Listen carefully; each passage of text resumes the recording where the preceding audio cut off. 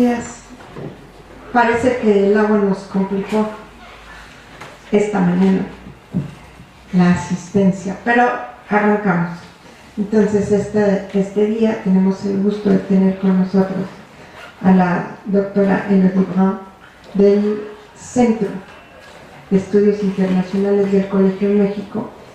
Ella es doctora en Ciencia Política con especialización en Relaciones Internacionales de Sciences Po de París, y su investigación trata de las relaciones sur-sur, las políticas exteriores de América del Sur y la reforma del sistema internacional. Es la primera vez que la tenemos aquí, pudiéndola haber tenido muchas veces antes, pero bueno, se empieza este día y la tendremos en el futuro, desde luego, no será la última.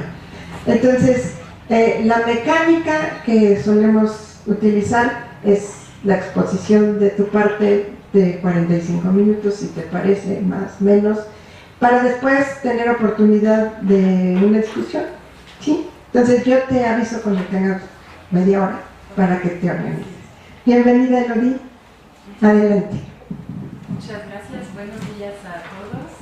Muchas gracias, doctora, por la presentación y la bienvenida, y también a Centimex por permitirme compartir con ustedes unas conclusiones de mi trabajo de investigación sobre la relación entre Brasil y China. Se ha escrito mucho sobre esta relación bilateral. De hecho, varias de estas publicaciones están dentro de los trabajos del CECHIMEX, que van a nutrir esta presentación. Una precisión que quiero hacer desde un inicio es que yo voy a hablar más de Brasil hacia China y no de China hacia Brasil, ¿no? Entonces, ¿qué representa esta relación para Brasil? ¿Okay? Hay una palabra de moda cuando se trata de hablar de esta relación, que es la de asociación estratégica. ¿Qué es una asociación estratégica? Y varios académicos brasileños han pensado el concepto para poder alcanzar una definición. Hay que precisar que el uso excesivo de esta palabra por parte de los actores diplomáticos brasileños no facilita la tarea, ¿no? Porque tienden a definir a todos sus socios como socios con quienes tienen una asociación estratégica. Pero a partir de este trabajo de la academia podemos encontrar como un denominador. Se trata de una relación prioritaria en el tiempo y con múltiples facetas que traen beneficios para ambas partes. Los ámbitos son muy amplios: políticos, económicos, cooperativos, culturales, multilaterales y en menor grado militares. Yo diría que, por mi experiencia, dentro de las relaciones sur-sur, el componente militar no es esencial hasta el momento. Entonces, ¿qué tenemos? Lo que quisiera defender aquí es que sí tenemos una asociación estratégica, no solamente porque la relación bilateral ya es muy densa, sino porque es una relación complicada y va a aportar a cada participante si diseña bien su estrategia y sus expectativas con el otro, ¿no? Que vamos a ver que es el gran dilema para Brasil. Primero voy a ver un poco la historia de la relación bilateral para entender mejor lo que pasó durante la última década. Luego voy a presentar los debates que genera la relación bilateral. Eso es un poco el producto de mi último trabajo de investigación, ¿no? Porque como se escribe mucho, es interesante ver cuáles son los debates que genera la relación, tanto desde el ámbito político como desde el ámbito académico. ¿Qué es lo que llama la atención y genera, pues, desacuerdos a veces? Y para terminar, quisiera ver un poco lo que está pasando con el gobierno de Michel Temer, ¿no? Hacia dónde vamos, porque si hay una asociación estratégica debemos de tener una cierta regularidad en el tiempo. Entonces, primero, una historia poco original. Ahí me refiero a Brasil dentro del contexto latinoamericano. No es un país que a lo largo del tiempo ha tenido una relación particularmente diferente del resto de los otros países de la región. En este sentido, Cuba o Chile tienen una trayectoria más diferenciada con China que Brasil. Los primeros contactos, como suele pasar en el ámbito del sur, se hacen a través de movimientos migratorios. A inicio y sobre todo a todo lo largo del siglo XIX, con el fenómeno de los coolies, ¿no? Esos ciudadanos chinos que se enviaban a América Latina con un contrato de trabajo entre comillas y que venían a reemplazar los esclavos muchas veces. Brasil no es el país que más ha recibido coolies dentro de la región, pero sí es un fenómeno que va a incentivar un inicio de contacto oficial entre China de la época y Brasil del imperio. Más de 3.000 chinos se van a trasladar a Brasil, lo cual va a generar una primera misión brasileña a China a finales del siglo XIX durante el imperio de Don Pedro II. Esta misión va a tener dos resultados principales: la firma de un tratado de amistad, comercio y navegación y la apertura de un consulado en Shanghái. Pero estas primeras iniciativas no van a desembocar en una relación muy profunda, porque justo después China va a prohibir el envío de los coolies afuera. Entonces, realmente son unas primeras iniciativas, pero no van a generar un nuevo dinamismo en las relaciones entre ambas partes, y este poco dinamismo es lo que va a marcar la pauta durante buena parte del siglo XX, cuando Mao Zedong instaura la República Popular de China en el 49. Brasil se va a alinear sobre la posición de Estados Unidos y va a reconocer a Taiwán, ¿no? Entonces, realmente las relaciones se van a inscribir en el marco de la Guerra Fría y del campo de cada uno. De hecho, es solamente después del acercamiento entre Estados Unidos y la República Popular que Brasil comienza también oficialmente a acercarse con China, hasta reconocerla el 15 de agosto del 74, como la mayoría de los países de América Latina, ¿no? Este año fue cuando se reconoció a la República Popular como el gobierno legítimo de China. A partir de ahí tenemos, pues obviamente el reconocimiento va a facilitar el desarrollo de algunos lazos económicos a lo largo de los años 80 para alcanzar $1.000 millones, ¿no? A finales de los 80, es poquito, pero en la época sí representaba algo, dado que a partir del 85 China va a ser el séptimo socio económico de Brasil. Entonces es poquito, la apertura brasileña era mínima, pero China ya estaba entre los principales socios.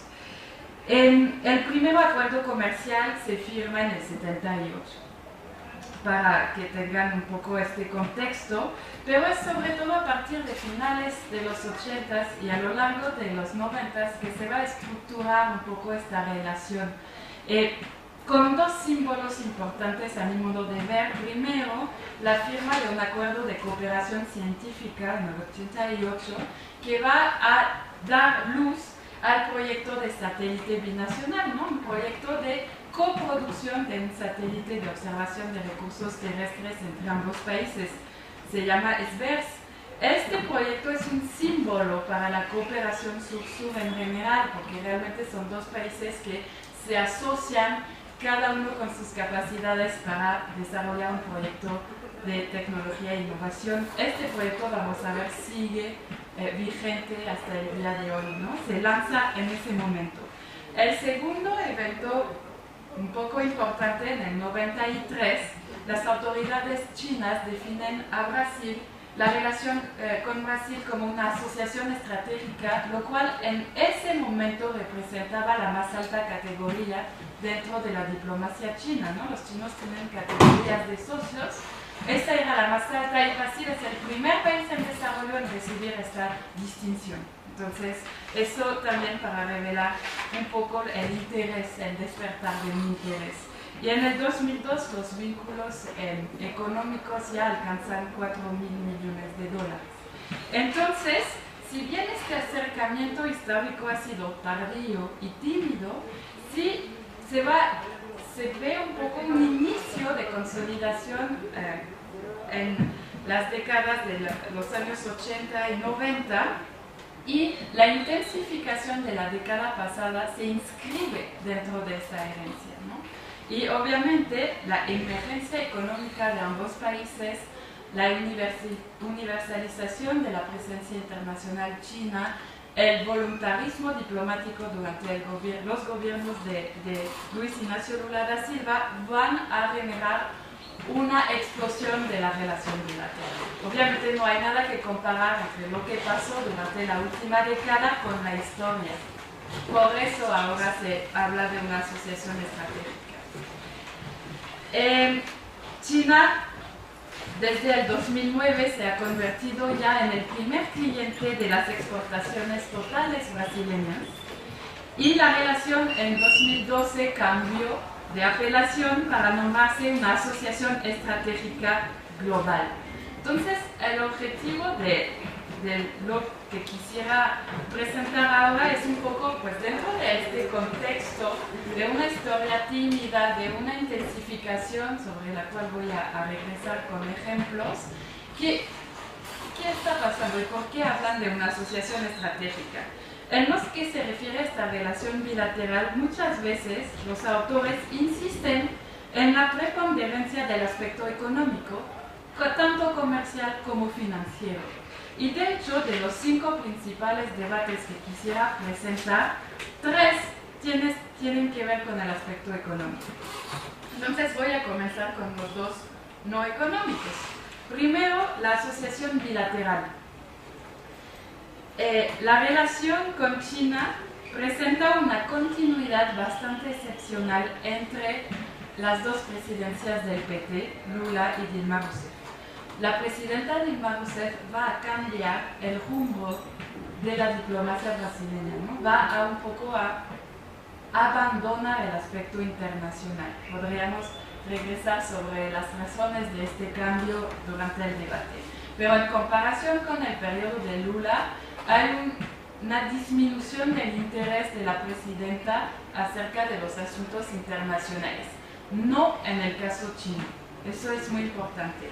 Luis Ignacio Lula da Silva viajó 3 veces a China, a Dilma Rousseff le dio oportunidad de viajar una vez, y los mandatarios chinos viajaron en 2004, 2010 y 2014 a Brasil. Entonces, un ritmo de encuentros bilaterales bastante regular y denso. Además, si tomamos en cuenta todos los encuentros que tienen lugar durante eventos internacionales, la Asamblea General de la ONU, la cumbre sobre el cambio climático, o también durante los clubs a los cuales pertenecen ambos países, como los BRICS, ¿no? El famoso grupo de emergentes, también los BASIC, un grupo de emergentes sobre cambio climático y muchos más. Entonces realmente son dirigentes que se suelen encontrar varias veces al año, de forma directa. Además, se multiplicaron los acuerdos bilaterales, ¿no? 56 se firman en 2014, 36 en 2015, son números bastante importantes si tomamos en cuenta que no se firman más de 100 al año durante la época de Dilma.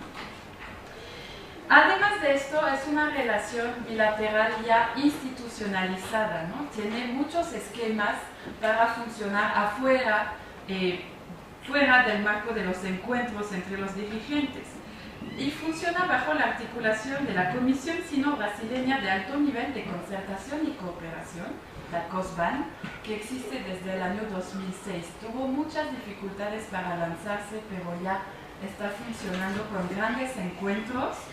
Y también la COSBAN coordina 12 subcomisiones temáticas cuyo objetivo es llevar a cabo los proyectos bilaterales de cooperación o de concertación, ¿no? Esas subcomisiones, su tarea es implementar los grandes pactos que los dirigentes suelen firmar para dar una orientación a la relación. 2 textos muy importantes: el Plan de Acción Común, PAC, 2012-2014, que ha sido actualizado para 2015-2021 y presenta las grandes líneas en cada área. Y también el Plan Decenal de Cooperación, que es más reciente, 2012-2021. Un aspecto específico, no puedo desarrollar cada temática, pero una que sí me parece muy interesante es la que tiene que ver con tecnología e innovación. Porque muy pocas veces dentro de las relaciones sur-sur de Brasil vemos el desarrollo de acuerdos de este tipo y de esta amplitud, ¿no? Temáticas como la agricultura, el cambio climático, la energía, la nanotecnología, la biotecnología. Se han construido laboratorios mixtos, es decir, los científicos chinos y los brasileños se juntan para trabajar y un poco colaborar en el avance de sus investigaciones. El símbolo es muy interesante porque el símbolo de esta categoría sigue siendo el programa SBERS, Programa Sino-Brasileño de Satélites de Recursos Terrestres, ¿no? El cuarto aparato fue lanzado en 2014 y siguen contemplando el envío de nuevos aparatos. Entonces, todavía este proyecto de coproducción de satélites es uno de los que mejor funciona, a pesar de dificultades obviamente, pero que mejor funciona en el ámbito bilateral. Para terminar, tampoco hay que ser idealista, hay muchos problemas a la hora de implementar todas las promesas que hacen los dirigentes y que prevén esos planes de acción. Por ejemplo, hay promesas que no se cumplen, ¿no? Brasil nunca ha reconocido a China como una economía de mercado hasta que lo hiciera la OMC, por ejemplo. China es muy reluctante a la apertura de sus fronteras a la soya brasileña sin que haya ningún tipo de control sanitario. Otro ejemplo, ¿no? Que son temas que siempre están en la agenda. También las dificultades para implementar todos los proyectos que se firman. El diálogo estratégico global, que se lanza oficialmente en 2012, tarda 2 años para reunirse por la primera vez. Y se supone que tiene un calendario de varios encuentros al año que no se implementa. Muy complicado. Sobre este último aspecto, la dificultad en cumplir con las promesas, podríamos plantear la cuestión de la capacidad diplomática brasileña. Hay claramente una falta de recursos dentro de la diplomacia brasileña. La presidenta Dilma Rousseff redujo el número de cupos para la entrada al servicio exterior a niveles anteriores a 2013, sin que todavía se hayan ocupado todos los puestos abiertos durante la época de Lula. Entonces, claramente el ministerio está con una falta de capacidad humana a su disposición, y ahí lo vemos en este tipo de dificultad, entre otras. Un segundo debate es el de la asociación global flexible. A veces yo hablo de una unión libre, ¿no? Se quieren mucho, pero no se quieren casar. Al igual que los otros países emergentes, nombrados por Goldman Sachs en 2001, por su potencial de inversiones, tanto Brasil como China han sacado todo lo que podían de oportunidad de esta apelación a nivel político. Y han desarrollado autopercepciones similares, que son grandes países que deberían de jugar un papel mucho más importante a nivel internacional, pero que siguen siendo países en desarrollo. Esos son cómo se definen. Podemos discutir la validez, pero se definen así, y así se posicionan a nivel internacional. Obviamente son miembros de muchos agrupamientos, y la evolución más notable desde el lado brasileño, una diferencia entre Lula y Dilma es el relativo abandono del IVAS, que es un foro entre democracias del sur, India, Brasil y África del Sur, a favor de BRICS, ¿no? Brasil, Rusia, India, China y África del Sur, porque dentro de BRICS está China, que llamaba la atención de Brasil. La unión entre Brasil y China a nivel global no se parece con las alianzas clásicas. Cuando me refiero a alianzas clásicas, hay que tomar en cuenta una definición europea bismarckiana de lo que es una alianza. Para nosotros se firma un pacto de compromiso fijo y de protección recíproca, de apoyo automático, o sea, algo muy explícito. No es el caso entre Brasil y China. no incluye el componente militar su asociación, pasa muchas veces por iniciativas colectivas, no bilaterales, y no sugiere un compromiso automático. Si me conviene te apoyo, si no me conviene no te apoyo. Y ahí emerge un debate del lado brasileño. ¿Qué podemos esperar de China? Oficialmente, por ejemplo, China no apoya la candidatura brasileña a un asiento permanente dentro del Consejo de Seguridad. En Catimini al parecer sí, pero oficialmente no. Entonces, es un límite. También la disparidad de recursos entre ambos es muy importante. Muchas veces, los emergentes y los demás dentro del sur, pero entre los emergentes las disparidades son muy importantes. Y Brasil muchas veces se siente bien pequeño en comparación con China. Aquí les pongo un cuadro de unos datos materiales, ¿no? En sí, cómo se difieren y cómo evolucionan en el tiempo. Lo que me importa es cómo esas diferencias materiales pueden tener consecuencias para la diplomacia. En el número de países con misiones diplomáticas, siempre se dice que Brasil es un gigante dentro de América Latina, es cierto, pero a nivel global y dentro de los emergentes no. China tiene una diplomacia que es más intensa en todas las regiones prioritarias para Brasil. Las ambiciones entonces de cada uno pueden chocar, ¿no? Incluso en la región latinoamericana. China ya tiene su diálogo China-CELAC. También el año pasado los préstamos chinos a la región superaron los del Banco Mundial y del BID acumulados. Entonces, Brasil, frente a esto, es muy pequeño. Y no siempre puede sacar provecho como quisiera de la alianza, ¿no?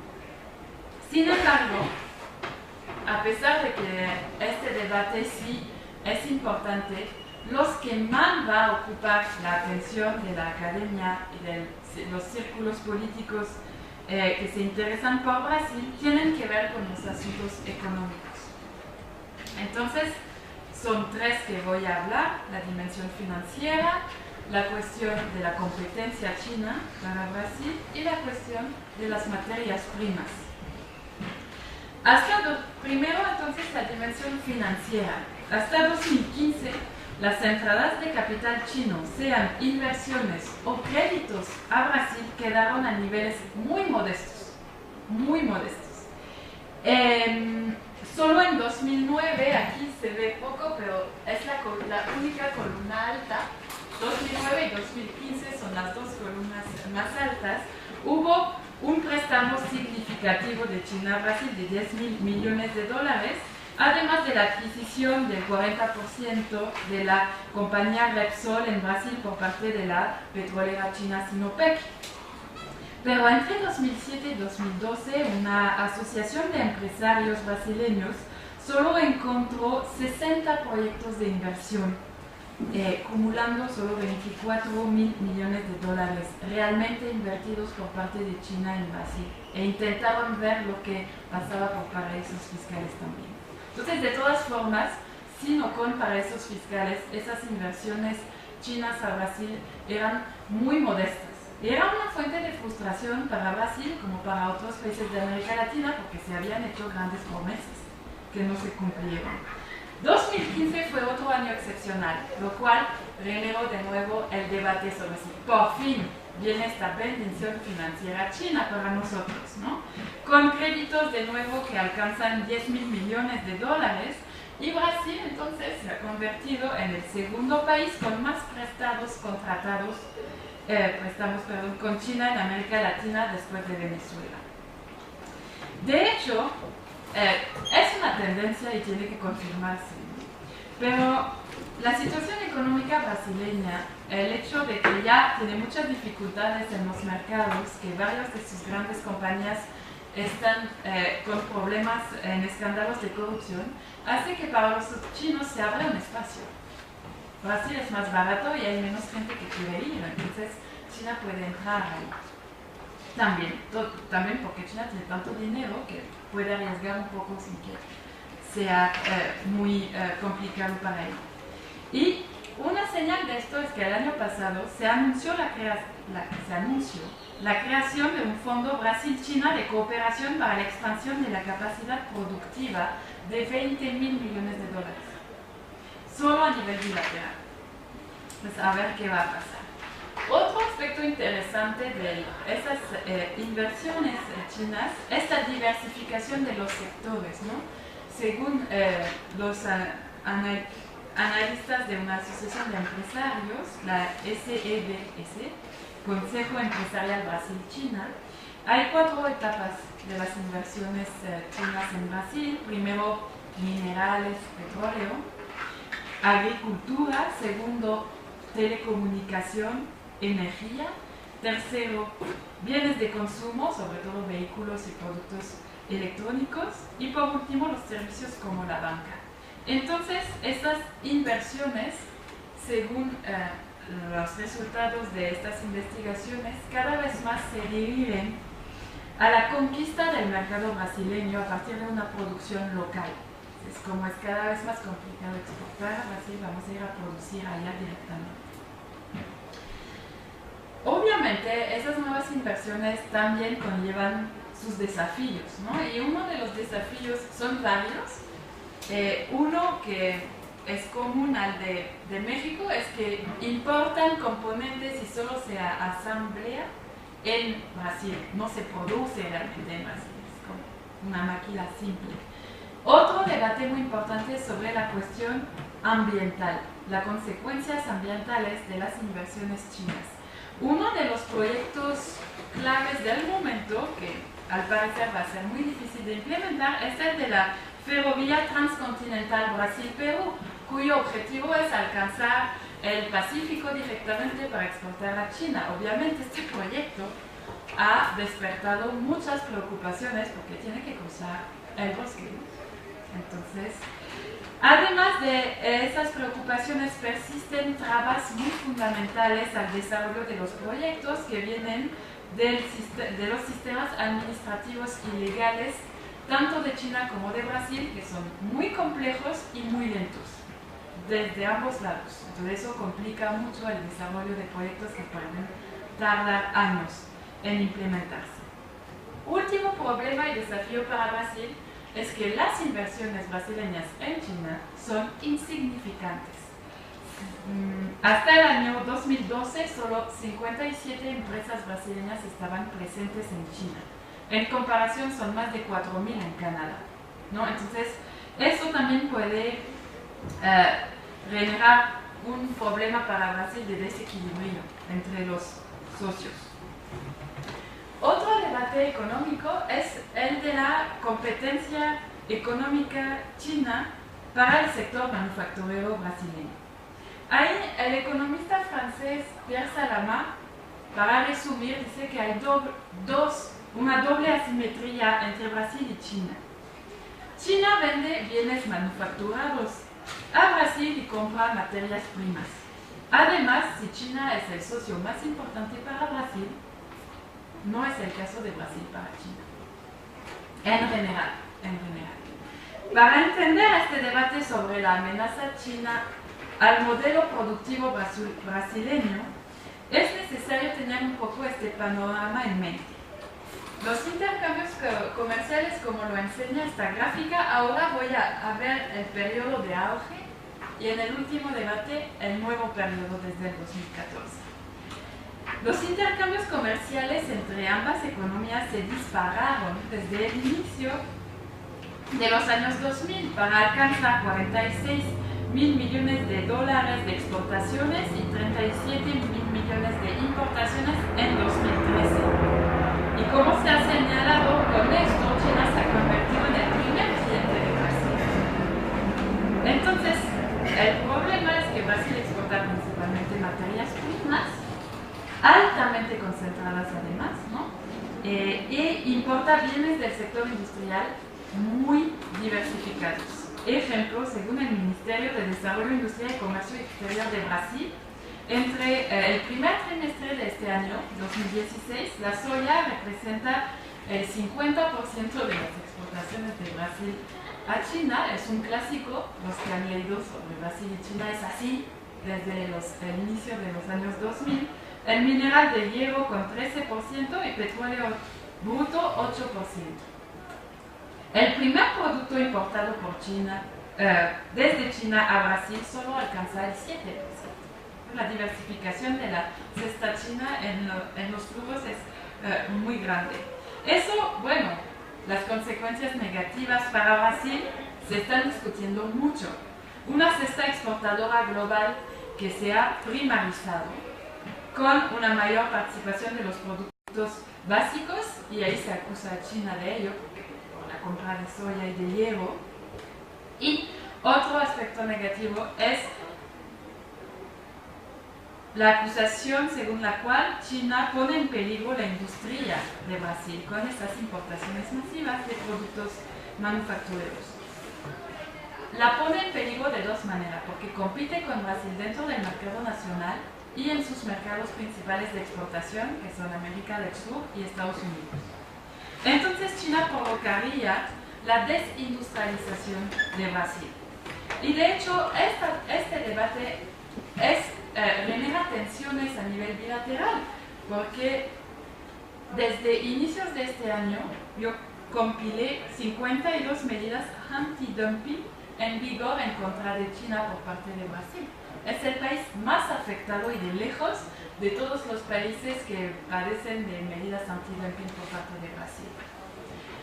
No obstante, ahí quisiera precisar que existe un desacuerdo dentro de la academia en Brasil y que estudia Brasil sobre el nivel de importancia de esta competencia china. Varios economistas lo que concluyen es que la contracción de las exportaciones manufactureras brasileñas se debe, más que a China, a un problema de competitividad de Brasil. Brasil no tiene la capacidad para abastecer a todos los mercados que quiera abastecer, incluso el nacional en ciertos aspectos. Y dos, no es competitivo porque no hay estrategia pública a favor de la industria. Entonces, según estos expertos, como Barbosa, Cines en Brasil, Rice Jenkins desde Reino Unido, existe la competencia china, solo hay que relativizarla. Más que un efecto directo, hay que ver lo que ella provoca o revela de las fallas brasileñas. El debate está totalmente abierto, ¿no? Y piensa la madre bien que no, que realmente la competencia china es muy importante. Entonces es algo muy vivo todavía en estos momentos. El último debate es el de la materia prima. Durante la última década, leer sobre Brasil había un gran beneficio de la relación con China, que era las exportaciones de materias primas, porque permitían equilibrar la balanza comercial brasileña y favorecían el crecimiento macroeconómico de Brasil. Esto no se cuestionaba. Con la evolución, y de hecho Brasil se ha convertido en el segundo proveedor agrícola de China detrás de Estados Unidos. Entonces, si bien a nivel global Brasil no importa tanto para China como China para Brasil, a nivel sectorial, para la agricultura y el abastecimiento de China, Brasil sí ya es muy importante. Y al mismo tiempo la agricultura exportadora brasileña se ha adaptado un poco, se ha especializado hacia esas exportaciones a China, ¿no? Con una concentración en soya, maíz y algodón. Entonces, un nuevo debate emerge ahora, que es el fin del boom de las materias primas. Este beneficio para Brasil no es en realidad el peor de los riesgos para su economía. Las importaciones y las exportaciones han disminuido para regresar a niveles de 2010, más o menos. Eso se explica por varias razones. Lo que yo quisiera explicar aquí para Brasil es cómo la relación con China afecta la situación de Brasil tanto a nivel indirecto como a nivel directo. Porque Brasil, y aquí se ve un poco la dependencia de Brasil de las oscilaciones en China a nivel económico. Entonces, primero, canales indirectos, el volumen de exportaciones está disminuyendo y también los precios de las materias primas que Brasil exporta. Y según el famoso informe del año pasado de OCDE con CEPAL y CAF, Brasil es el país latinoamericano más afectado por esos retrocesos. Una disminución de las exportaciones porque la economía china se ralentizó y una disminución de los precios de estas exportaciones. Entonces, son dos fenómenos. Sobre todo un efecto precio, de hecho, por el momento. Entonces, la evolución del mercado internacional de esas materias afecta a Brasil y de manera muy fuerte dentro de la región. Pero también hay canales directos. Brasil está más vinculado con la evolución del crecimiento chino, ¿no? Entonces, lo que llaman ahora el New Normal en China, la nueva situación económica con una tasa de crecimiento relativamente más baja que durante la última década, eso afecta a Brasil de manera directa. Los actores políticos chinos están intentando transformar la base de su crecimiento. Digo, están intentando, no digo que lo van a hacer, pero eso tiene consecuencias. Porque en vez de apoyar exportaciones e inversiones en capital fijo e industria pesada, van a apoyar otros tipos de sectores de la economía, como el consumo interno, los servicios y las industrias innovadoras. Eso tiene una consecuencia para el hierro que exporta Brasil a China, que ya solo es el 13% de las exportaciones. China necesita menos hierro porque se incentiva menos esa industria. Entonces, eso afecta a Brasil directamente. También con la evolución de la sociedad china se transforman los tipos de bienes que necesitan bienes de mayor valor agregado. Aquí la falta de estrategia industrial brasileña es patente porque no pueden adaptarse en el buen momento. También estos cambios representan oportunidades para Brasil, porque con el crecimiento de la clase media, la demanda china, sobre todo en alimentos, no va a disminuir, sino que va a cambiar, ¿no? Y se prevé que el consumo de alimentos aumente y se diversifique, ¿no? Que por ejemplo la soya va a seguir, pero también los chinos van a querer más pollo y más carne, por ejemplo. Entonces eso pueden representar oportunidades para Brasil si Brasil tiene una estrategia para atenderlas, tanto el gobierno como los actores económicos. De esos debates, yo creo que también cada vez más se está mencionando, hay huecos, existen huecos dentro de esa asociación estratégica y aquí quisiera mencionar dos. Primero, la dimensión cultural. Es un aspecto que existe dentro de los grandes planes de acción, pero realmente no se ha invertido mucho en desarrollar proyectos culturales. Existen algunos institutos Confucio en Brasil que funcionan a veces con muchas dificultades, porque chocan con las políticas de funcionamiento de las universidades brasileñas, y obviamente Brasil se beneficia del año cultural China-CELAC, ¿no? Actualmente. Pero es una dimensión que no se ha priorizado, gracias. Y es importante para entender también el otro déficit, que es el de la participación social. Con la excepción del sector empresarial, que ha creado varias asociaciones, Brasil-China, los otros actores de la sociedad, la academia, asociaciones de la sociedad civil, no están muy activos en esta relación. Y entonces todavía China, para la sociedad brasileña, en su concepto más abstracto, es una entidad muy lejana. Y eso no facilita la profundización de las relaciones y sobre todo el entendimiento de esas relaciones, ¿no? Para concluir, muy rápidamente, la magnitud de la relación sino-brasileña se ve reflejada para mí en el número de debates que está manejando. Entonces, sí tenemos una asociación estratégica en construcción, porque no podemos considerar toda la historia como suficientemente intensa y densa para considerada como un pilar de la relación. En cambio, lo que está pasando desde hace una década, si sigue con este ritmo, sí son todos los rasgos de una asociación estratégica multidimensional. La solución, intenté presentar dilemas para Brasil. Y lo que es muy interesante es que las soluciones propuestas por los académicos para que Brasil consiga suavizar esos desafíos que está enfrentando con China, el gobierno, casi siempre remiten al actor estatal, ¿no? Coordinar acciones, ¿no? El gobierno de Brasil debe coordinar mejor los actores brasileños. Facilitar los trámites, eso es la tarea del Estado brasileño. Flexibilizar legislaciones, desarrollar plan de acción industrial para Brasil. Entonces, la mayor parte de las soluciones que se proponen tienen que ver con la capacidad de acción del gobierno brasileño. Por eso, la crisis actual es preocupante también para esta relación bilateral, porque estamos en un momento que Brasil necesita actuar y está en una parálisis, o estuvo durante muchos meses en una parálisis que no permitía adaptación.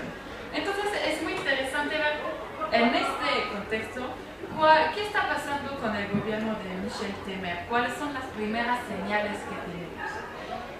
Lo muy interesante es que a pesar de la crisis multidimensional que afecta a Brasil, ambas partes siguen demostrando interés en mantener una relación dinámica, hacer como si nada estuviera pasando. Aquí voy a hablar del lado chino y del lado brasileño para terminar. Por el lado chino, en febrero de este año, el Banco de Desarrollo de China se comprometió en financiar con $10.000 millones la compañía Petrobras, que está en el corazón del escándalo de corrupción en Brasil. Entonces, Petrobras está con grandes dificultades, China está aquí para apoyar. Por lo menos lo prometió, a ver si lo va a hacer. A nivel político, las autoridades chinas no han tenido declaraciones muy comprometidas con los procesos políticos que están pasando en Brasil, en concordancia con su política de no injerencia en los asuntos internos. Lo que sí han declarado, y que para mí significa mucho, es que quieren mantener la normalidad de las relaciones entre ambos países. O sea, hagan lo que quieran, pero sigan trabajando con nosotros, ¿no? Y de hecho, recibieron las autoridades chinas a Michel Temer durante la pasada cumbre de septiembre del G20 financiero de septiembre pasado, y durante esta visita se anunciaron varios acuerdos en el campo de la agricultura, de la aviación, de la logística y de la construcción. El mayor acuerdo, digamos el compromiso más importante en términos financieros, es el de un proyecto en la construcción con la empresa Camargo Correa, otra empresa implicada en el caso de corrupción Lava-Jato. Bueno, por el lado brasileño, es muy simbólico que el primer gran evento internacional de Michel Temer como presidente de Brasil es su participación al G20 en China. G20 precedido por una reunión de los BRICS y una reunión bilateral con el jefe de Estado chino. Según analistas que leí así de momento, uno de los objetivos del nuevo gobierno brasileño era obtener la destitución de Dilma Rousseff antes de este G20 para poder presentar a Brasil al mundo como más estable en ese momento, y sobre todo con los chinos. Dar señales que Brasil es un socio fiable para Beijing y va a seguir siendo. De hecho, Michel Temer es uno de los primeros y más tiempo, de los dirigentes que más tiempo se quedó en China. Es uno de los primeros en reunirse con el jefe de Estado chino, y uno de sus principales actos durante este viaje fue la participación en un foro de alto nivel entre empresarios chinos y brasileños. O sea, el mensaje está claro, vamos a seguir trabajando. Muy interesante también es la reacción de parte del sector empresarial. El presidente de la Cámara de Comercio e Industria Brasil-China, Charles Tang, declaró, cito, "Creo que Temer podrá traer muchas inversiones chinas nuevas a Brasil". O sea, el tono está dado, vamos a seguir con el trabajo. A pesar de estas señales de continuidad, sigue muy importante un desafío de organización desde el lado brasileño. Cuando Celso Amorim dejó su función en 2010, reconoció un fracaso de su gestión. Entre otros, no reconoce muchas, pero uno reconoció que es la falta de organización de Brasil en su relación con China, falta de coordinación entre actores. Existía una iniciativa que se llamaba la Agenda China desde 2008, no funcionó muy bien. El sector empresarial está muy dividido en Brasil y él reconoció dentro mismo del gobierno brasileño que había un problema de coordinación y que había que hacer esfuerzos en ese sentido, y estos esfuerzos todavía quedan por hacerse, ¿no? Es un poco el desafío de Brasil con esta relación. Están conocidos los puntos del debate, es cómo nos organizamos para enfrentarlos y qué queremos con esto. Muchas gracias.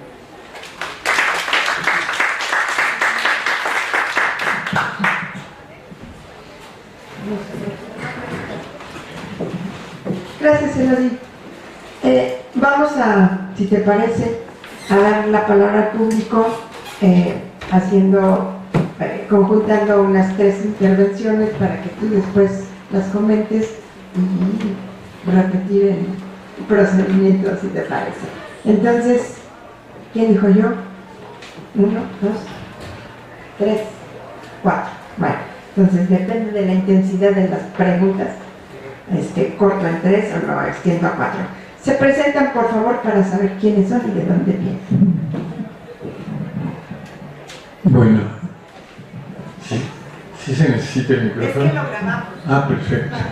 Bueno, yo soy Eduardo Pérez Haro y soy profesor aquí en la Facultad de Economía. Y, por supuesto, surgen muchas preguntas, pero trataré de hacer solo un par de ellas.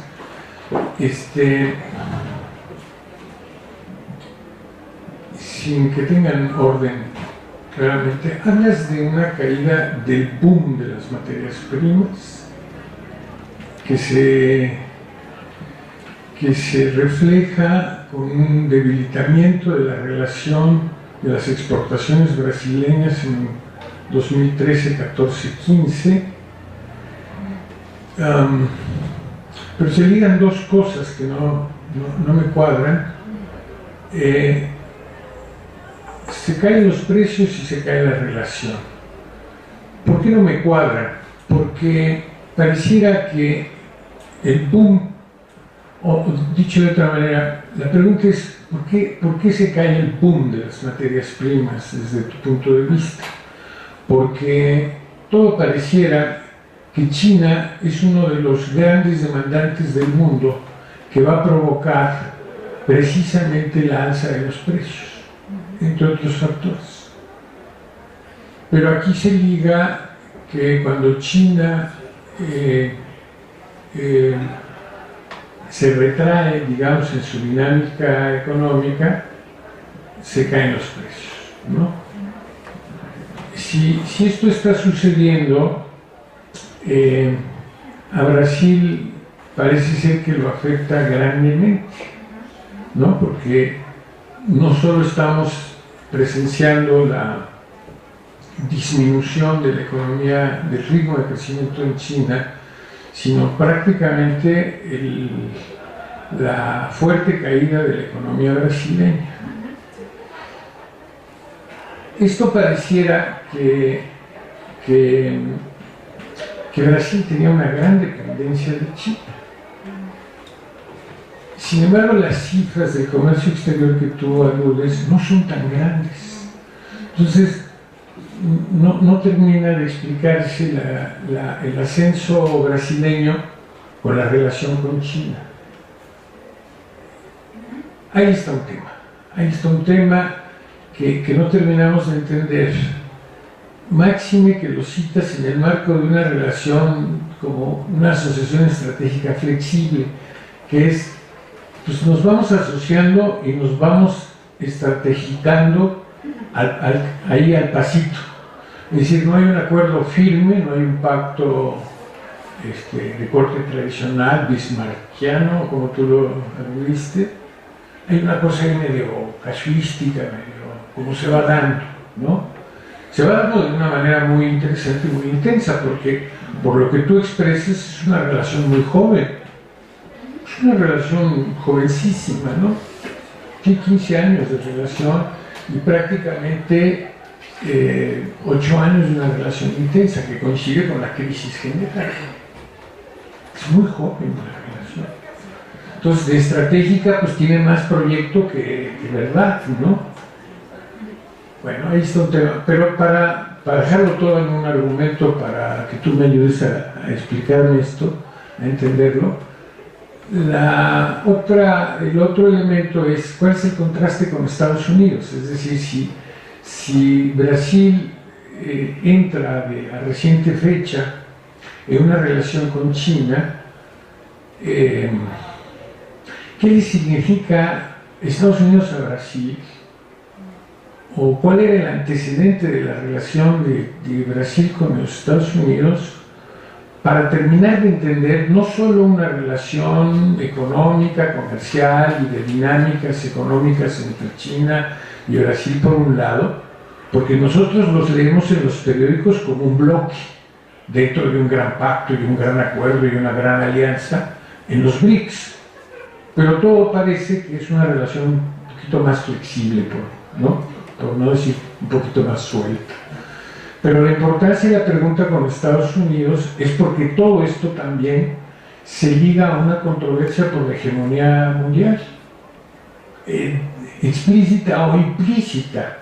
¿Por qué? Bueno, porque Estados Unidos se ha visto trastabillando en la escena internacional también por su dinámica económica y por su política exterior, ¿no? Por su política exterior, pero por el ascenso indiscutible de China, de tal suerte que se reconozca o no, hay un debate, una controversia brutal, diría yo, entre China y los Estados Unidos.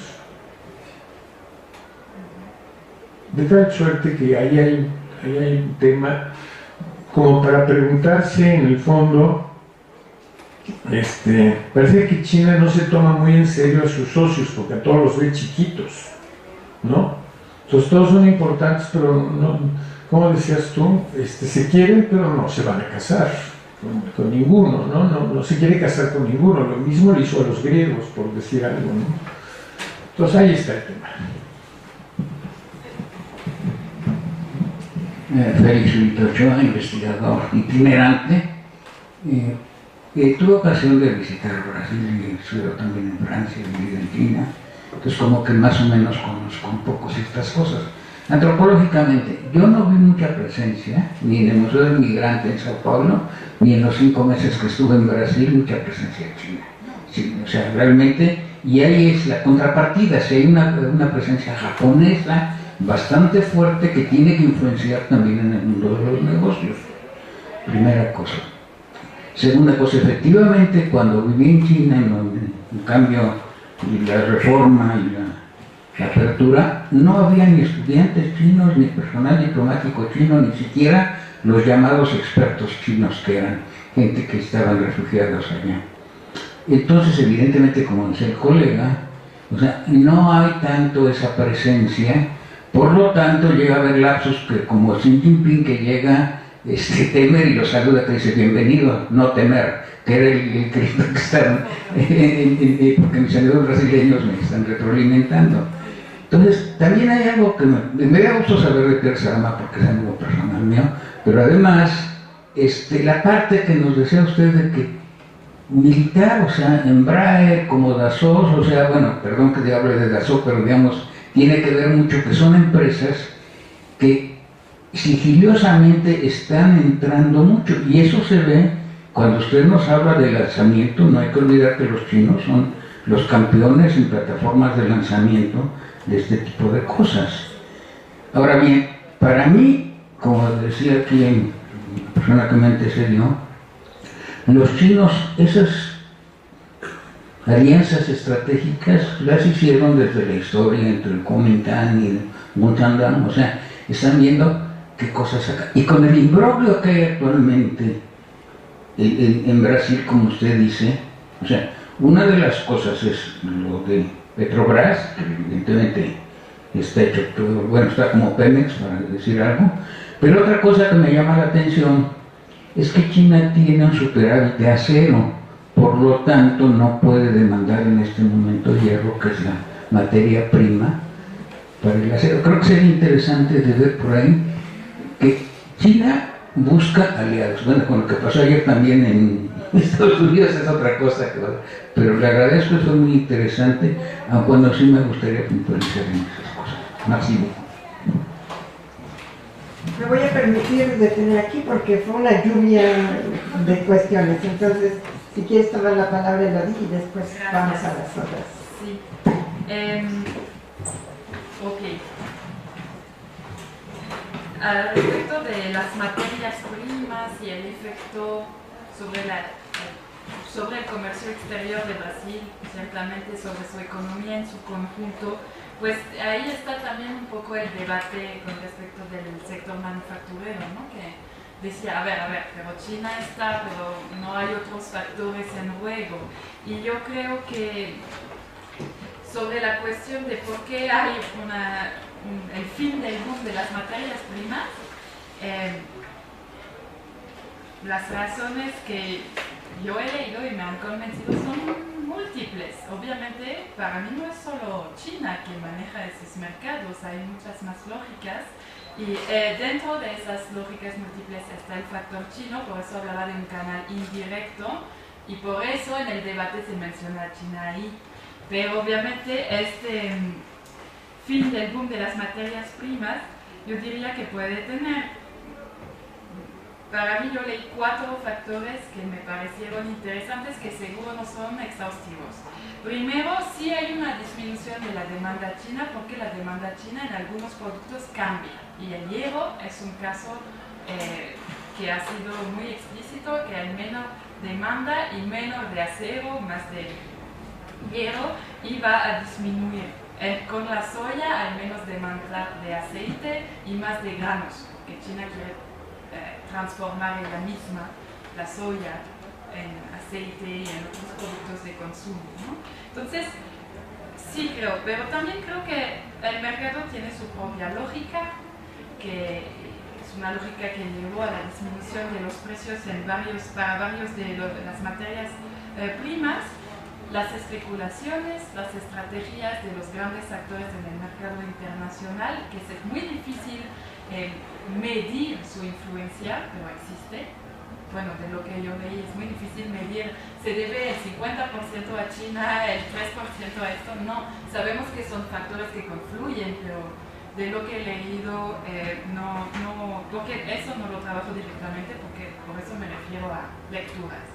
Y también la evolución de la producción, ¿no? Tuvimos varios años buenos de producción a nivel internacional. Dicen que este año es un año menos próspero, entonces eso también puede tener un efecto sobre los precios y la propia organización del mercado, si realmente es un mercado libre o si es un mercado de tipo monopolístico, como puede existir con el petróleo y algunas producciones. Entonces, que eso afecte a Brasil, sí. Seguramente hay otros factores. La entrada de divisas debido a las exportaciones de materias primas fueron importantes para la balanza comercial general de Brasil, entonces eso sí fue importante. Luego es cierto que China no resume la economía de Brasil ni las exportaciones, porque Brasil es una economía que sobre todo se basa en su mercado doméstico todavía. Es por eso que los escépticos de la diabolización de China intentan subrayar, ¿no? Poner en perspectiva el perfil de la economía brasileña,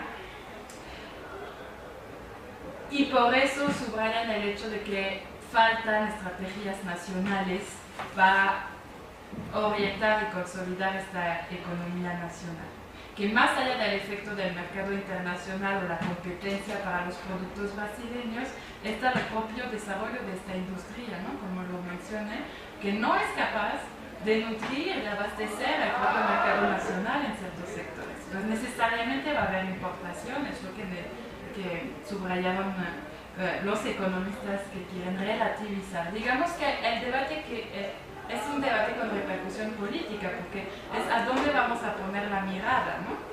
O desarrollamos una estrategia propia, le ponemos el dinero, o nos concentramos en intentar suavizar este impacto de China.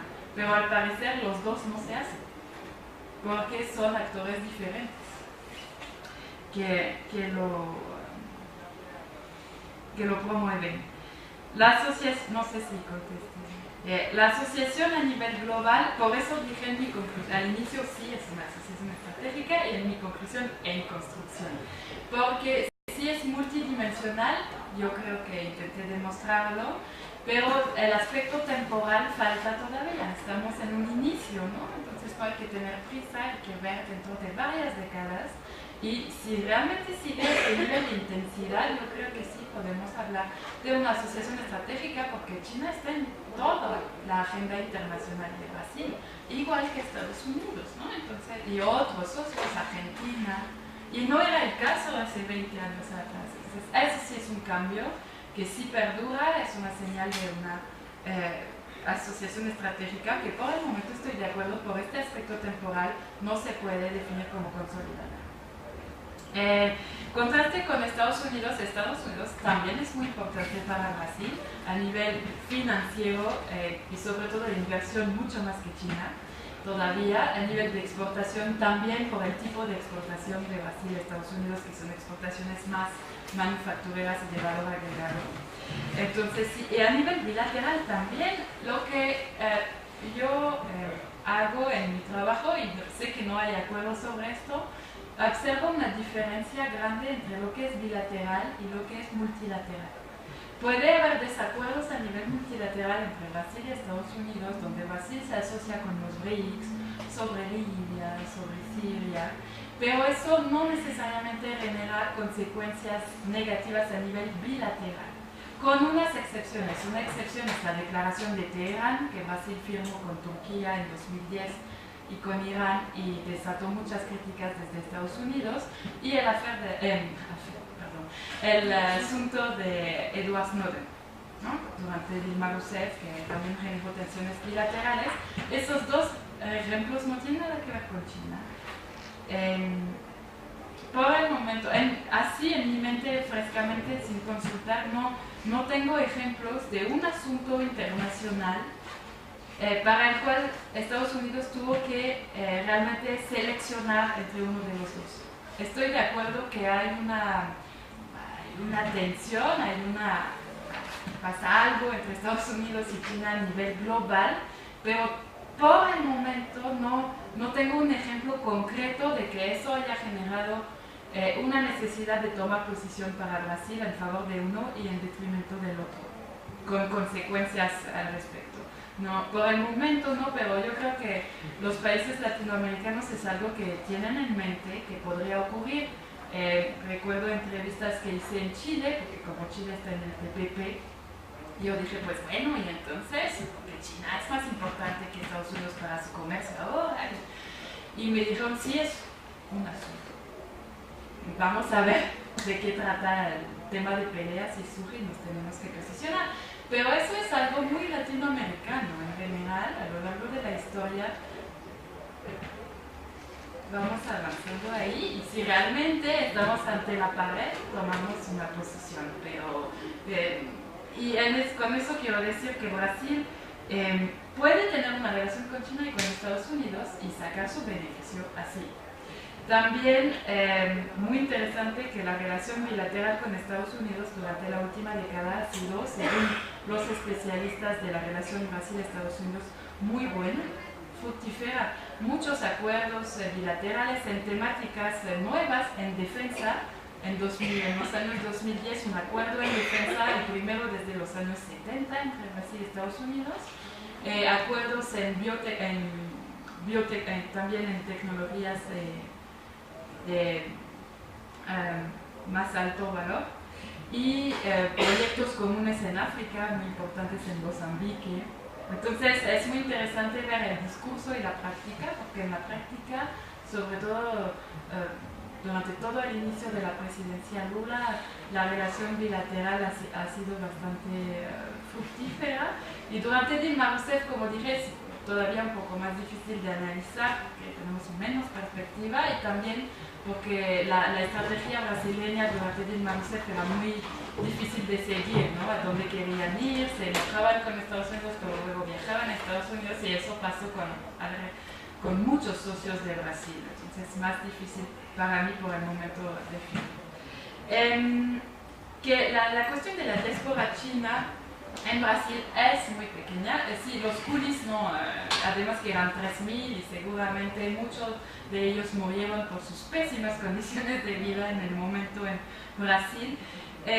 No existe una diáspora china en aumento en Brasil, pero no tiene nada que ver con la comunidad japonesa, obviamente, y sobre todo está dividida. La diáspora china en cuanto a su relación con el gobierno chino. Está la diáspora más histórica, que es de exilio, entonces no tiene nada que ver con el gobierno de Beijing, y otra diáspora sobre la cual el gobierno sí se podría apoyar para desarrollar actividades en Brasil, pero es verdad que no es un asunto muy fuerte como por ejemplo el papel de la diáspora Líbano-Siria para la relación de Brasil con Medio Oriente.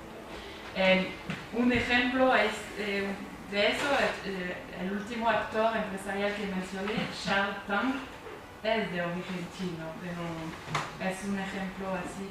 Es verdad que se leen pocos trabajos sobre esta diáspora, pero está evolucionando, entonces está evolucionando.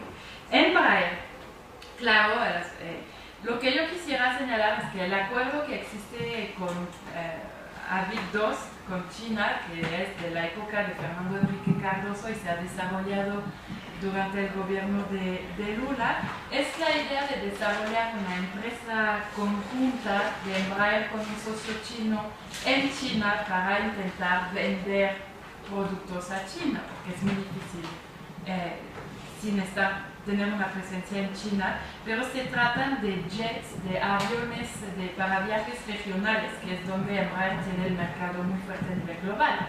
Y no leí nada de asociación de Embraer con China en el aspecto militar. Eso digo, bueno, sí. No, pero se supieran, sí, pero por lo menos se supieran de unas ventas.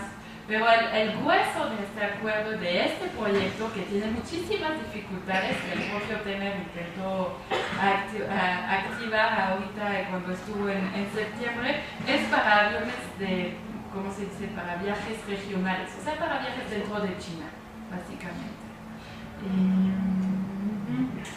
¿Que China busca aliados? Sí. Yo creo que China tiene todo el interés del mundo que la relación bilateral con Brasil se quede en ámbitos económicos en este momento. Mi pregunta es, ¿cuál es el interés de Brasil? También, ¿no? Porque el interés de China, bueno, ya. Pero ¿cuál es el interés de Brasil? ¿Y qué le viene mejor a Brasil? ¿Mantenerse limitado a este sector o intentar ampliar a más sectores para que pues, también haya más fuerza brasileña en la relación con China, ¿no? Bien, damos la palabra al doctor Sergio Martín Satlas y ahora sí, después va usted.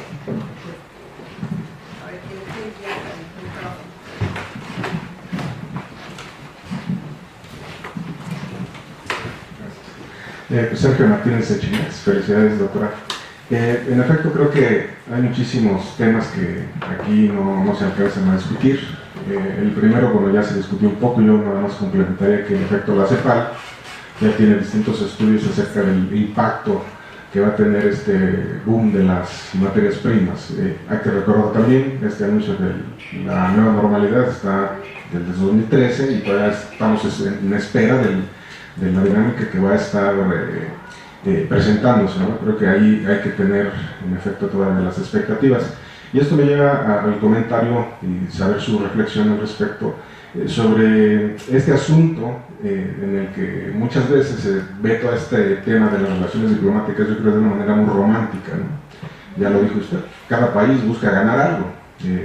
No en este tema de los negocios, pues no es justamente algo que, digamos aquí en México, son hermanitas de la caridad, ¿no? Entonces, el punto de esto es que nos estamos preocupando, o más bien quienes toman las decisiones, algunos no lo vemos así, nos estamos preocupando más qué va a hacer China por los países latinoamericanos que los propios países en su propia estrategia, ¿no?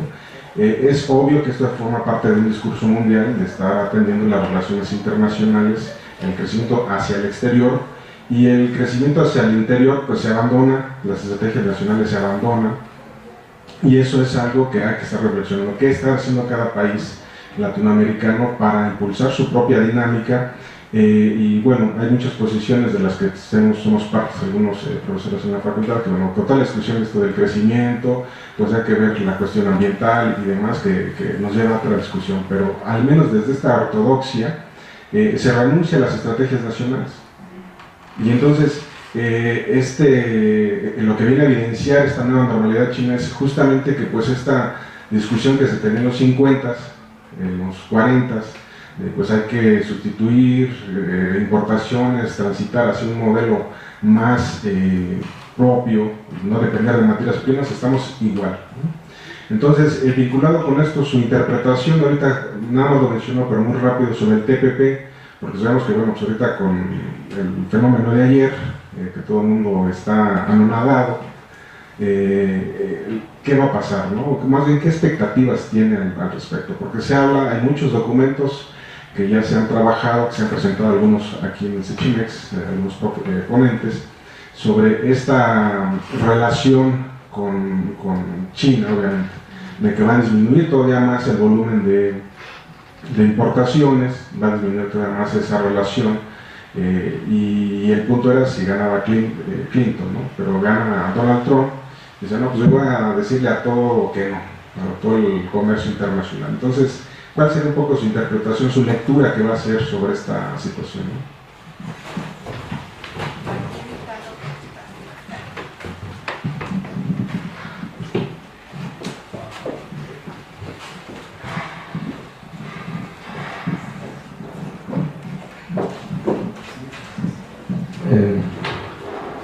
Buenos días. Felicidades, doctora, excelente la exposición, muy amplia, nos deja mucho material para estar reflexionando. Mire, en ese marco yo, sí, me llamo Andrés Ruiz, soy egresado de esta universidad, de la carrera de Derecho, y soy periodista de medios alternativos, redes sociales, donde tratamos de expresar lo que mucha gente le interesa y que no ven en los medios convencionales. Pero mire usted, el día de ayer hubo una manifestación multitudinaria en la Embajada Norteamericana en protesta por el TPP. Había ahí campesinos, incluso industriales, gente del área de servicios.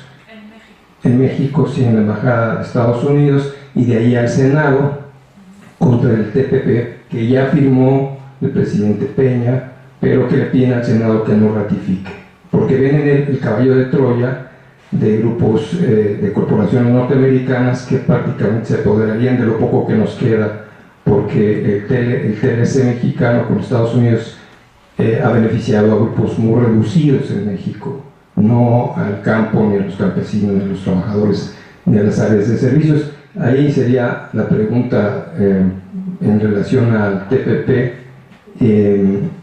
Y por el otro lado, nos decía usted que a veces esa relación entre Brasil y China es me conviene o no me conviene. Sin embargo, el contraste fue que en este tiempo de crisis para Brasil, por sus empresas corruptas, China invierte en contrasentido de lo que puede ser que le conviene o no le conveniera. Y en la cuestión de consumo, doctora, mire, en el caso de Venezuela, por ejemplo, las políticas de los gobiernos progresistas han llevado a, como en el caso de Brasil, a sacar de la pobreza a millones de venezolanos, igual que en Brasil lo hizo Dilma y lo hizo Lula. Sin embargo, el problema es el consumo, que se hablaba del consumo, de la posibilidad de que se incrementara el consumo. El consumo le está teniendo problemas porque son importaciones que no pueden pagar por las materias primas a la baja. No sé si pudiera haber una reflexión en ese sentido. Y finalmente, dicen que en el caso de la relación bilateral con China casi siempre se trata de gana-gana, en contraste con eso, pues, lo comentaban a los que tienen relaciones, que no es el caso de México. Usted sabe que se nos cayó el ferrocarril rápido, en fin, lo poco que se ha intentado no se ha logrado en México, pero en los países que tienen una relación más intensa, se comenta en Ecuador, etcétera, que la relación es diferente a la relación que se tiene bilateral con Estados Unidos de primero gano yo. Aquí decimos es el asadón cortito, nomás para acá. Si nos pudiera comentar algo, gracias. Gracias. Sí, voy a comenzar por lo último. Muchas gracias, porque me va a permitir precisar si lo expliqué mal. Yo no quiero decir que siempre se trata de gana-gana entre los dos. Es el objetivo de una asociación estratégica. Y por eso en el inicio dije que es una relación complicada, porque para Brasil, para ganar, debe saber lo que quiere con esta relación. Los chinos llegan a la mesa de negociación y tienen sus objetivos. Los brasileños, de lo que yo entendí, a veces no tan claros. Entonces se beneficiaban con el boom de las materias primas y obviamente les venía bien, pero no es algo que ellos construyeron y tampoco construyeron algo muy claro sobre este beneficio. Entonces es un poco la autocrítica que sí hace el Somorim al final de sus dos mandatos, ¿no? Entonces el objetivo es que sea gana-gana. Obviamente la práctica es diferente y es interesante ver cómo cada actor intenta posicionarse en función de su interés. Voy a tomar un ejemplo porque a veces sí Brasil lo hace. El ejemplo del satélite binacional, el SBERS. Al inicio, el primer acuerdo era el 70% de participación china y el 30% de participación brasileña en este satélite. Y durante los años 2000, como los brasileños habían aumentado sus capacidades de acción, dijeron queremos un 50-50, que estemos realmente en par de igualdad en este proyecto, y duraron años para negociarlo. Cuando yo comencé mi investigación de doctorado lo negociaban en 2007, cuando terminé lo negociaban y creo que lo han alcanzado, pero lo han alcanzado para este último que se lanzó, 50-50 de participación hace unos años. Entonces a veces sí se puede, pero es sumamente difícil, porque todo el mundo tiene buenas razones para defender cómo estaba, y entonces es muy importante tener su objetivo claro, práctico, ¿no? Brasil-China me conviene o no me conviene, lo que yo intenté decir es que no hay opción, China está, entonces tiene que convenir, y es lo que Brasil debe hacer, ¿no? Trabajar para que esta relación le sea más beneficiosa a veces, y jugar más con ella, precisando lo que debe hacer, quiere hacer, usando sus diplomáticos, movilizando actores, un poco así. Yo creo que no hay opción ni para el uno ni para el otro. Obviamente siempre subrayamos que Brasil es más importante para China que China para Brasil, pero China necesita a Brasil también, y no es su deseo cancelar a Brasil de su agenda por la cuestión económica, también porque es un socio importante. China tiene bien consciente que sola no se obtiene nada a nivel global ahora, o de manera muy difícil y con muchas repercusiones. Problemas porque lo que se consume se importa, pues siempre regresamos a lo mismo. Tiene que haber pensar una lógica nacional o regional de cómo podríamos mejorar el abastecimiento local, tanto en términos de producción como en términos de acceso a los mercados. No sabemos, la infraestructura en la región es un gran desafío, la conectividad. Entonces, ¿qué podemos hacer con el modelo que tenemos? Brasil es un país que a nivel exterior ahora depende mucho de las materias primas para sus exportaciones. A nivel interno tiene una industria que existe. Es pensar qué se puede hacer e innovar, ¿no? No siempre repetir esquemas que no han funcionado, intentar cerrar fronteras, intentar poner dinero en empresas que no son viables. Es pensar nuevas fórmulas. Creo que es un poco también el mensaje de todo este ambiente en Brasil. La gente quiere nuevas cosas para seguir adelante. Sobre la disminución del número de pobres, pues infelizmente durante el final de los últimos años de Dilma Rousseff el número de pobres aumentó en Brasil, y eso confirma un poco los análisis de la CEPAL de la última década, que los programas sociales ayudan a disminuir el grado de pobreza, el grado de pobreza, no el número de pobres, y es la cuestión salarial la clave para realmente sacar a la gente totalmente de la pobreza. Con la crisis brasileña, el congelamiento de los salarios, la disminución de la actividad, el aumento del desempleo, subió de nuevo la pobreza en Brasil, infelizmente. Sobre el TTP, yo no soy para nada especialista del TTP y de todo lo que implica, menos aún en México.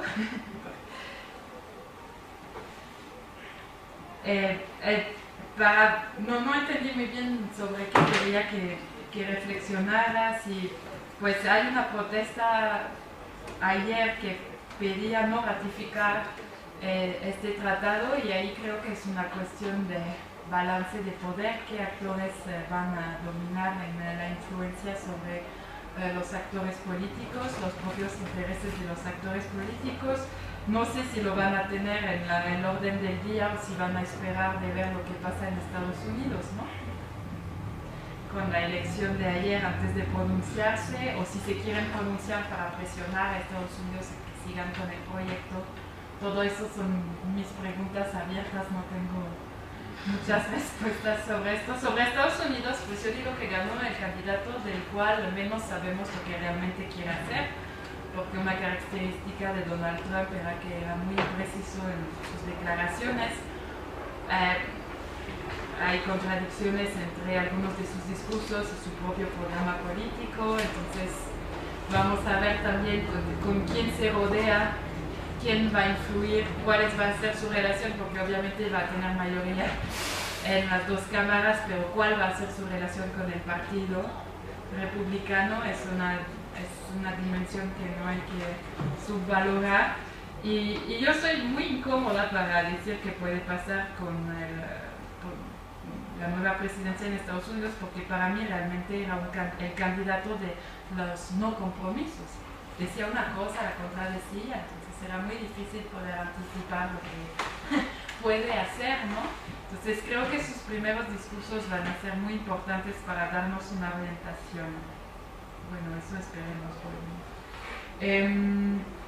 Que existe una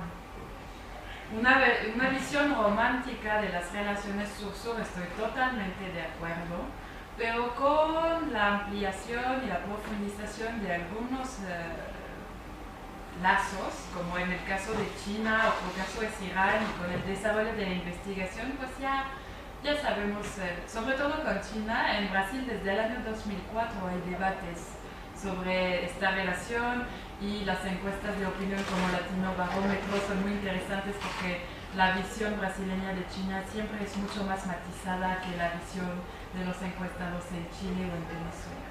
Y eso se debe a las características de la relación de Brasil con China y la diversidad de intereses que hay dentro del sector empresarial y de la gente involucrada con esos sectores también, ¿no? Entonces, creo que ya justamente eso es interesante, porque en el caso de Brasil y China, como hay escritos y hay una academia que cada vez más entra en esta relación, pues vemos las paradojas, las contradicciones, y ya creo que no hay tanto romanticismo, por lo menos entre los especialistas en esta relación, pero que exista esta visión en general, ¿no? Que cuando pensamos, de hecho por eso los políticos juegan con esto, ¿no? Siempre dicen, nuestra relación es de cooperación sur-sur, y yo peleo con mis estudiantes todo el tiempo porque una cooperación sur-sur no es una relación sur-sur, es un juego retórico para hacer creer que todo bien y no hay nunca conflicto ni problemas, pero sí que los hay. Cooperación sur-sur es algo muy específico y la relación es mucho más amplia, y los propios políticos han participado en esta ilusión un poco, creo, porque les venía bien, tenían que hacerlo, lo hubiera hecho bien como política, pero el trabajo de la academia en este aspecto es relativizar un poco. No sé si había más cosas. Adelante. ¿Sin micrófono? No, no, adelante. Buenas, mi nombre es Jan Ulrich, yo soy doctorante en Ciencias Políticas en un programa bilateral entre el Colmex y la Freie Universidad de Berlín. Hablaste mucho de conflictos y ya ilustraste varias que me hacen preguntarte críticamente si todavía se sostiene tu hipótesis de una asociación estratégica en construcción o si debería ser más bien una asociación estratégica en deconstrucción. Pues no soy experto en Brasil, pero lo que veo es que los contratos bilaterales cualitativamente y cuantitativamente más importantes se firman en Brasil en el 2009, ¿verdad? Después de la crisis financiera europea. Y en estos contratos se habían acordado grandes inversiones en infraestructura como redes de electricidad, redes de trenes, un megaproyecto de canales, etc. A cambio de que China tenga como una pierna fuerte dentro del negocio petrolero en Brasil y se les entregó los 40% de la participación en Repsol, etc. Pues de la contraparte no se ha realizado casi nada, no veo ninguna de esas inversiones en marcha. Entonces, y también al final en la administración de Rousseff había tal vez también por eso como una, no sé, digamos como una conciencia un poquito más crítica de esa relación que también yo observo en otros países como Ecuador, como incluso Venezuela, donde los proyectos que prometen los chinos en inversión en infraestructura simple y sencillamente se prometen y no se cumplen.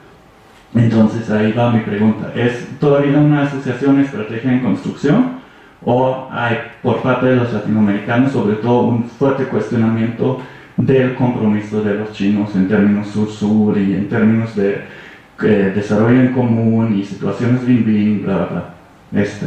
Muchas gracias.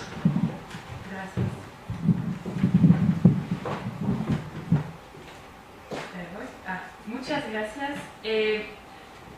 Bueno, de los 5 debates que presenté, lo que yo intentaba hacer era ver los aportes y los desafíos. No solo, obviamente los desafíos son más difíciles de presentar porque manejan controversias, no todos están de acuerdo sobre por qué el desafío, a qué se debe y cómo lo podemos superar, pero yo creo que cada debate demuestra que sí, como hay una intensificación de la relación, emergen problemas con esto. Entonces, por eso hablo de una asociación estratégica en construcción, porque la base es esta intensificación y hacia dónde la vamos a llevar.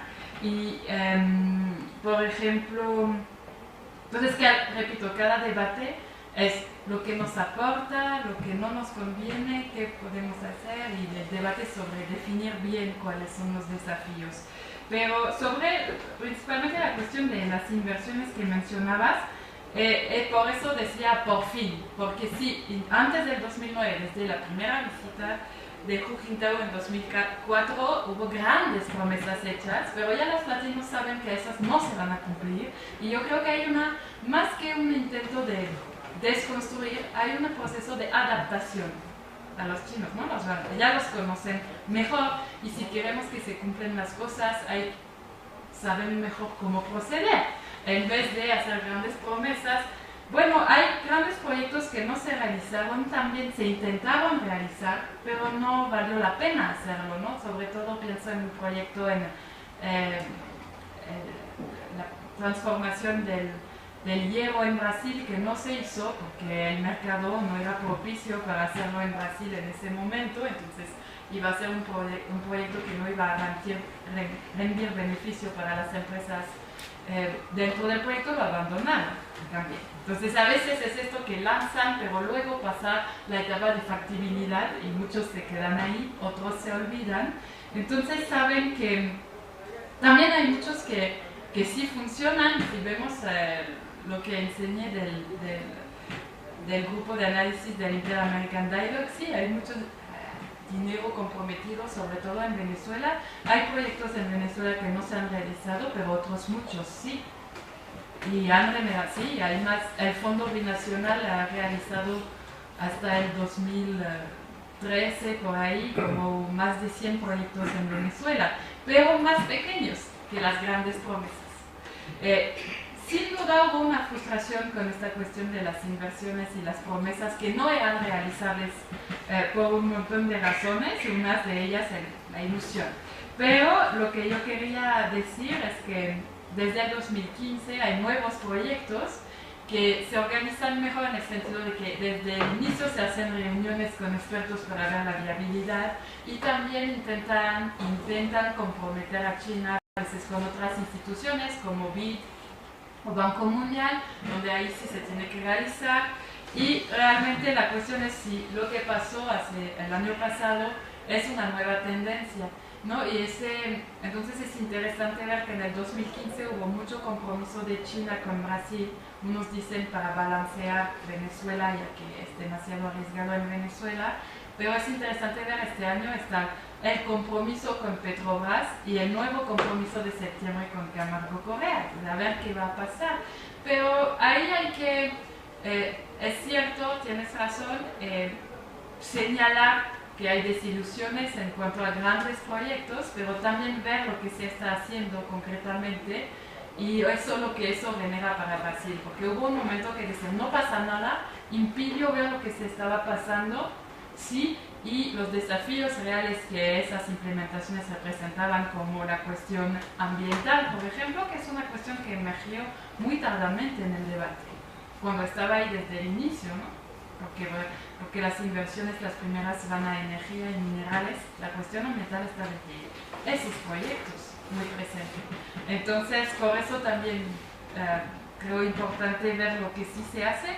Y repito, yo defendería que sí en construcción, pero es complicado, porque cuando parece lógico, pero cuando se intensifican mucho las relaciones y se diversifican, hay más problemas necesarios. O sea, muy difícil que no haya más problemas cuando se implementan más y más acuerdos, los actores aprenden a conocerse, se dan cuenta de sus diferencias culturales, empresariales, financieras, asimétricas. Entonces, por eso, pero yo creo que sí, espero haber demostrado con los 4 debates que había una intensificación y lo que eso genera. Pero está esta base. Para mí no hay duda en el caso de Brasil que está esta base y ver qué hacer con lo que genera para Brasil.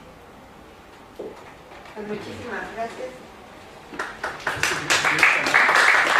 Estuvo interesantísimo, desde luego sigues invitada para próximas ocasiones. Les agradezco mucho y espero que hayan disfrutado esta sesión.